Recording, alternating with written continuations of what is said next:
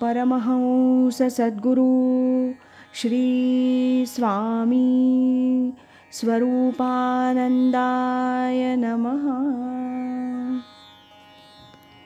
पावसचा प्रेमदीप. परमपूज्य स्वामी सत्यदेवानंद सरस्वती यांनी लिहिलेल्या परमहंस सद्गुरू स्वामी स्वरूपानंद यांच्या चरित्र ग्रंथातील आज ऐकूया प्रकरण 12. श्री ज्ञानराज दूजे स्वामी स्वरूपनाथ याचा भाग 9. श्रीमद सच्चिदानंद सद्गुरू स्वरूपानंद स्वामीजींचं आतापर्यंतचं चरित्र वाचून आणि विशेषतः त्यांच्या वाङ्मयाविषयीचं प्रस्तुत प्रकरणातील आतापर्यंत केलेलं विवेचन लक्षात घेऊन वाचक हे सहज समजतील की स्वामींचं हे अनुवाद कार्य पूर्ण दैवी स्वरूपाचं आहे. श्री ज्ञानेश्वरीचं पद्यमय सुलभीकरण ही काळाची एक गरज आहे हे ओळखून भगवंतानं त्या चिरंजीव कार्यासाठी ज्ञानेश्वर संप्रदायातील जीवनमुक्त अशा स्वरूपानंद स्वामीजींची त्या गरजेच्या पूर्तीसाठी योजना केली. किंबहुना श्री स्वामींची आजची आनंदमय अवस्था पाहिली आणि त्यांनी समग्र ज्ञानेश्वर वाङ्मयाचा म्हणजे 3 ओवीबद्ध ग्रंथांचा उत्कृष्ट प्रासादिक अनुवाद केला आहे हे लक्षात आलं म्हणजे श्री ज्ञानराज दूजे असंच गुरुवर्यांचं वर्णन करावंसं वाटतं. वर लिहिल्याप्रमाणे काही विवक्षित लोकांना अभंग ज्ञानेश्वरीची आवश्यकता आहे असं जरी म्हटलं आहे तरी त्यातून अभंग अनुवादाचा वाचक वर्ग सीमित आहे असं मात्र समजू नये. मूळ ज्ञानेश्वरीच्या उत्तम व्यासंगी व्यक्तीला देखील हा अनुवाद आनंदाचे डोल आणण्यास तितकाच समर्थ आहे. तसंच वारकरी विद्यार्थ्यांना आणि अन्य अनुयायी मंडळींना देखील श्री ज्ञानेश्वरीच्या प्रवचन श्रवणाबरोबर अभंग ज्ञानेश्वरीचं पठण आणि चिंतन हे फार लाभदायक ठरणार आहे. श्रीमद अभंग ज्ञानेश्वरीतील अवतरण द्यावयाची म्हणजे बुद्धी भांबावून जाते. कारण मूळ ज्ञानेश्वरी सर्वांगानं मनोहर आणि त्याचा अभंग अनुवादही तसाच रसाळ, मधुर, सुबोध. वस्तुतः कोणत्याही पानावरील कुठलाही अनुवाद इथं उतरून दिला तरी वाचकांना गुरुवर्यांच्या अभंग ज्ञानेश्वरीतील सर्व वैशिष्ट्य प्रत्ययास येतील.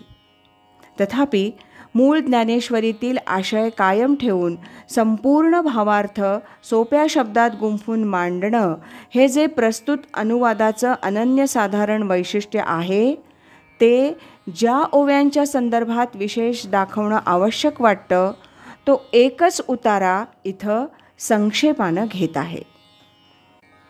18व्या अध्यायाच्या आरंभीचं पहिल्या 10 ओव्यांचं नमन पाहूया. श्री ज्ञानेश्वर महाराज संस्कृतचे महापंडित आहेत.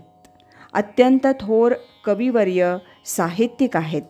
वेदांत पारंगत गुरुपुत्र आहेत. कालिदास, माघ, भारवी, भास, भवभूती यांच्या तोडीची समास प्रचुर, प्रगल्भ आणि प्रसन्न संस्कृत रचना श्री ज्ञानदेव लीलया करू शकतात. हे एवढ्या फक्त 10 ओव्यांवरून सहज लक्षात येतं. आणि अशीही संस्कृत प्रचूर ओवी रचना असल्यामुळं ज्ञानेश्वरीची कित्येक पारायणं झालेल्या मुरब्बी वाचकांनाही समग्र अर्थ ध्यानी राहणं जड जातं. इथं अभंग अनुवादाचे काही चरण देतो. जय जय गुरुदेवा होसी तू निर्मळ, भक्तासी मंगल सर्वापरी. वेदशास्त्ररूपी वृक्षाचे तू फळ, होसी सर्व काळ फलदायी. अखंडानंदाचे होतसे स्फुरण, तुझ्याची पासोन गुरुदेवा. जगद्रूप मेघ पोटी साठविते, तूची आकाश ते गुरुदेवा. अविद्या उद्यान कराया उद्ध्वस्त, होसी तू समर्थ हत्ती जैसा. डंखावया धावे कामरूपी सर्प, तयाचा तू दर्प जिरविसी. भक्ताची या भक्ती प्रेमाचे मंदिर, तेथींचा सुंदर प्रदीप तू. जयाची या ठाई अपार विरक्ती तोची एक होती प्रिय तुझ. आत्मज्ञान वृक्ष बीज अंकुराया होसी गुरुराया भूमी तूच.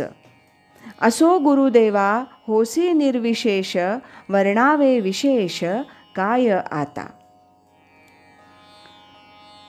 असे रसाळ आणि परमप्रासादिक 16,000 अभंगचरण असलेला हा अनुवाद 1960 साली प्रथम प्रकाशित झाला. 1968 दुसरी आवृत्ती प्रसिद्ध झाली आणि आता लवकरच नवीन तिसरी आवृत्ती छापली जात आहे. ह्यापुढे थोडक्यात अनुभवामृत आणि पासष्टीचा परिचय करून देऊया.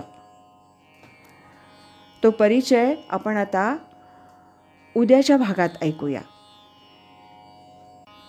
गुरुनिष्ठा ज्याची श्रेष्ठ, गौरविला ब्रह्मनिष्ठा. ऐसा स्वामी माझा गुरु, श्री स्वरूपानंद थोरू. श्रीमद सच्चिदानंद सद्गुरु श्री स्वामी स्वरूपानंद महाराज की जय. हरि ओम तत्सत.